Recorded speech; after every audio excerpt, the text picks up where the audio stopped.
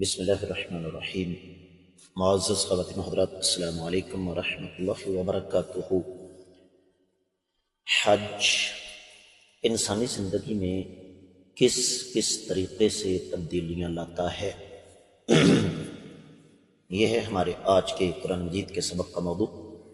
عام طور پر یہ سمجھا جاتا ہے کہ حج کے انسان کو صرف اخروی فوائد ہی ملتے ہیں۔ یہ بات درست نہیں۔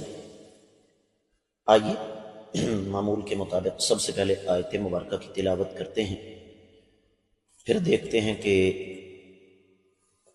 حج ہماری زندگی کو کیسے تبدیل کرتا ہے۔ اللہ رب العزت ارشاد فرماتے ہیں،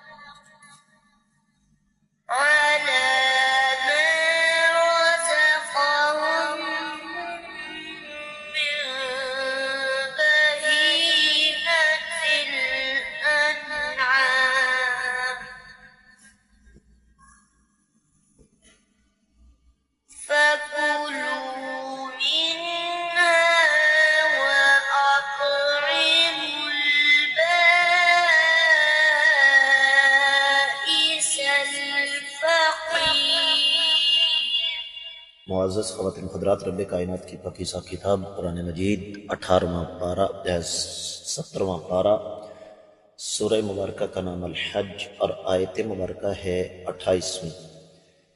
اس آیت مبارکہ کے ساتھ سفر کرتے ہوئے ہمیں آج تیسرا دن ہے، اور ہماری کوشش ہوگی کہ اس کی مختصر تفسیر آج کے دن میں ہم مکمل کر لیں۔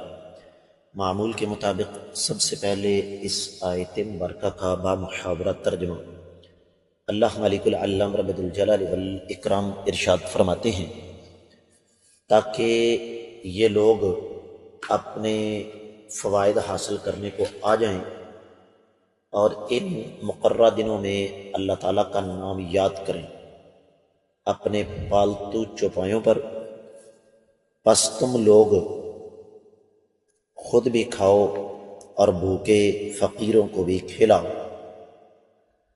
معزز خواتین و حضرات، آپ نے گزشتہ کل کے سبق میں یا سابقہ سبق میں یہ سماعت فرمایا کہ رب کائنات نے یہاں پر جو چیز ہمارے سامنے رکھی ہے اس کا تعلق براہ راست حج کے فوائد کے ساتھ ہے۔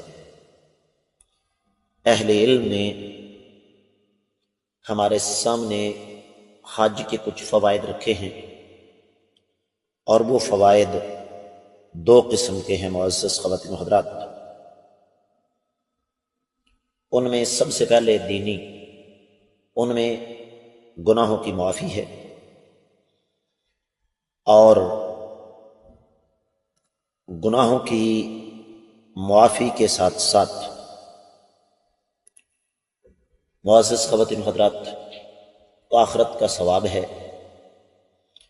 اور پھر مناسک کی ادائیگی، اور مناسک کی ادائیگی کے دوران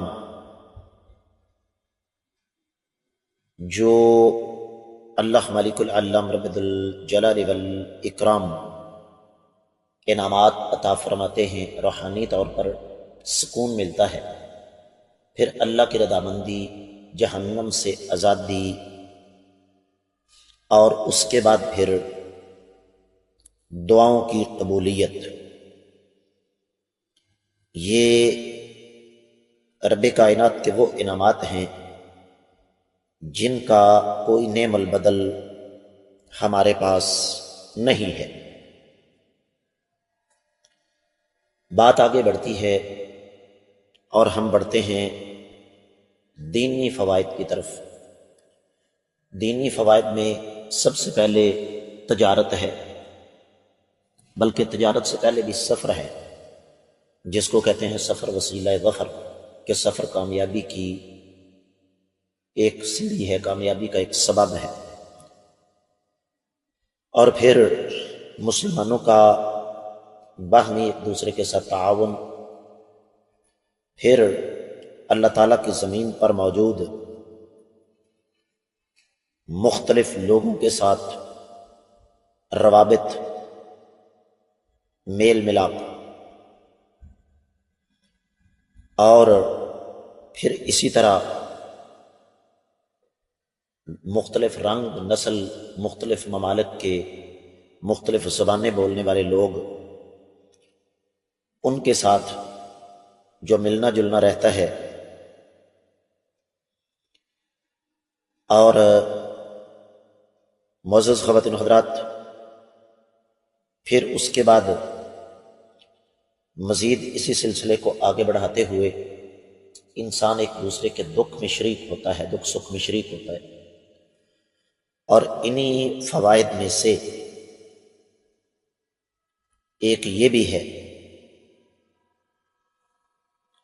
کہ عشرہ ذی الحجہ ان ایام میں مل جاتا ہے حج کے دوران۔ حج کے ابتدائی 10 دن اگر سارے نہ بھی ملے تو ان میں سے کچھ نہ کچھ ایام تو مل ہی جاتے ہیں۔ پھر حج کے دوران ہی ایام تشریق ملتے ہیں، جن کی فضیلت عام ایام کی نسبت خاصی مختلف ہے۔ اور پھر اسی دوران یوم عرفہ ملتا ہے، جس کے بارے میں آقا علیہ الصلوۃ والسلام کا فرمان ہے کہ رب کائنات اس دن اپنے بے شمار بندوں کو جہنم کی آگ سے آزاد کرتے ہیں۔ معزز خواتین و حضرات، اسی طرح انہی ایام کے دوران ہمیں یہ پتہ چلتا ہے کہ یوم عرفہ، وقوف عرفہ کے موقع پر شیطان کس قدر ذلیل و رسوا ہوتا ہے، یہ بھی ہمیں نبی رحمت صلی اللہ علیہ وآلہ وسلم نے سمجھا دیا۔ اور انہی ایام حج کے دوران ہمیں یوم النحر ملتا ہے، اور یوم النحر کیا ہے یہ بھی میں آپ کی خدمت میں عرض کر دوں کہ اس بارے میں واضح طور پر مسند احمد بن حنبل اور سنن ابی داؤد میں حدیث موجود ہے۔ سنن ابی داؤد میں 1765 حدیث ہے۔ اللہ کے رسول صلی اللہ علیہ وآلہ وسلم نے اس دن کو تمام دنوں سے افضل قرار دیا، اور پھر زیادہ تر اہل علم اسی طرف گئے ہیں کہ ان ایام کے دوران کوئی حاجی ہو یا عام مسلمان وہ قربانی دیتا ہے، اور قربانی کیا ہے؟ اللہ تعالیٰ کی بارگاہ میں اس بات کا اظہار کہ اللہ کی رضا کی خاطر جانور کو ذبح کیا جا رہا ہے۔ اب وہ جو جانور ذبح ہوتے ہیں حج کے موقع پر، وہ کہاں کہاں جاتے ہیں اور کتنے غرباء فقراء مساکین ان کا گوشت کھاتے ہیں۔ پھر اسی بات کو معزز خواتین حضرات اہل علم نے آگے بڑھاتے ہوئے ہمیں یہ بات سمجھائی کہ یہ جو قربانی کا گوشت ہے، یہ جو مشرقی طوطے آج بکواس کرتے ہیں نا کہ جناب جتنے پیسوں سے قربانیاں ہوتی ہیں اربوں خربوں روپیہ، تو اس سے غرباء فقراء مساکین کی مدد ہو سکتی ہے، نالیاں بن سکتی ہیں، گلیاں بن سکتی ہیں، اسکول بن سکتے ہیں، شفا خانے بن سکتے ہیں، اس سے بیماروں کا علاج ہو سکتا ہے، اس سے غریب مسکین لوگوں کے بچوں کی شادیاں ہو سکتی ہیں۔ ان ظالموں سے اگر یہ سوال کیا جائے کہ تمہیں یہ غرباء فقراء اور مساکین کی ہمدردی کا بخار قربانی کے موقع پر کیوں چڑھتا ہے، یہ بات تسلیم شدہ ہے کہ جو بھی مسلمان قربانی کو اس کی اصل روح سے ہٹ کر کرتا ہے یقیناً وہ ظالم ہے۔ ہم کب کہتے ہیں کہ قربانی کر کے اپنے فریزر بھرو؟ ہم کب یہ کہتے ہیں کہ قربانی کر کے غرباء فقراء مساکین کو ان کا حق نہ دو؟ ہم تو اس بات کے قائل ہی نہیں۔ وجہ اس کی کہ قربانی کے جو مقاصد اللہ تعالیٰ نے ہمارے سامنے رکھے ہیں وہ واضح ہیں۔ فَكُلُوا مِنْهَا، خود بھی کھاؤ، اور وَأَطْعِمُوا الْبَائِسَ الْفَقِيرَ، جن بیچاروں کو سارا سال گوشت نہیں ملتا ان کو بھی کھلاؤ۔ اور آقا علیہ الصلوۃ والسلام کی حدیث مبارکہ صحیح مسلم میں 1972، آقا علیہ الصلوۃ والسلام نے ارشاد فرمایا کُلُوا وَتَزَوَّدُوا وَادَّخِرُوا، کھاؤ بھی اور ذخیرہ بھی کرو اور دوسروں کو بھی کھلاؤ۔ ابتدا میں قربانی کا گوشت 3 دن سے زیادہ رکھنا منع تھا، بعد میں اس کی اجازت دے دی گئی۔ تو عرض کرنے کا مطلب یہ ہے معزز خواتین و حضرات کہ بنیادی طور پر قربانی غرباء فقراء اور مساکین کے ساتھ تعاون ہی کی ایک قسم بنتی ہے۔ اب اگر کسی کے دماغ پر شیطان نے تالا لگا دیا اور اس کو سمجھ نہیں آ رہی تو ہم اس پر سوائے کف افسوس ملنے کے اور کچھ نہیں کر سکتے۔ اور اگر تھوڑا سا غور کیا جائے تو اس گوشت پر سب سے زیادہ حق انہی کا ہے۔